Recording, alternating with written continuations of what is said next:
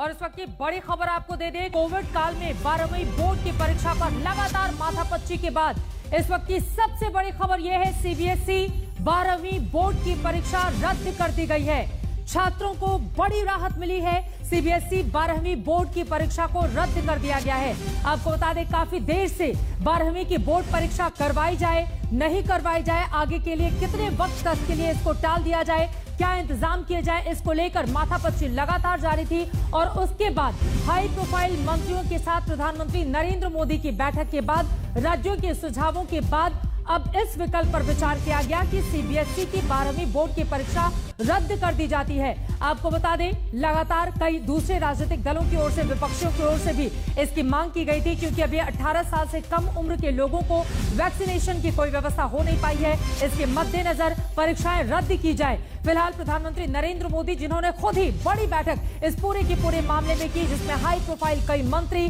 कई बड़े बड़े सीनियर अधिकारी शामिल थे, और उस बैठक में यह निर्णय लिया गया कि सीबीएसई की 12वीं बोर्ड की परीक्षा रद्द की जाती है। हिमांशु मिश्रा हमारे संवाददाता जुड़ चुके हैं ज्यादा जानकारी के साथ। हिमांशु, छात्रों की सुरक्षा और स्वास्थ्य के मद्देनजर ये बड़ा फैसला, प्रधानमंत्री नरेंद्र मोदी खुद इस बैठक में शामिल थे और उसमें फैसला लिया गया कि सीबीएसई 12वीं बोर्ड की परीक्षा रद्द की जाती है। और क्या जानकारी मिली है आपको?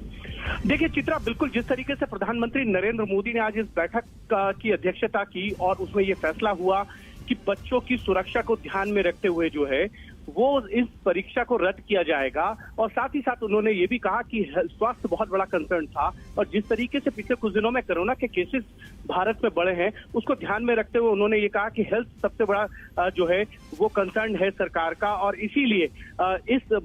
जब अगर एग्जाम होंगे तो उसमें बच्चों की मानसिक स्थिति जो है वो बहुत एग्जाम देने लायक नहीं है। इन सब चीजों को कंसर्न करते हुए प्रधानमंत्री ने यह फैसला लिया। मैं आपको बता दूं, 10वीं के जो 10th के बोर्ड के एग्जाम थे उसको भी जब कैंसिल किया गया था तो उसमें प्रधानमंत्री की बहुत बड़ी भूमिका थी। उन्होंने कहा था कि बच्चों के एग्जाम नहीं होने चाहिए, सभी बच्चों को जो है वो पास करके 11th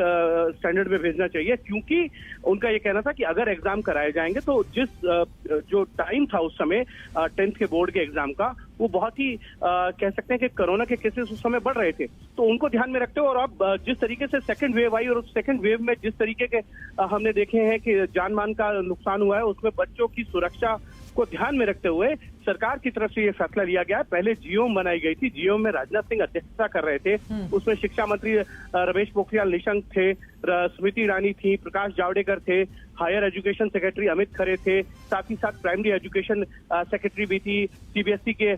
जो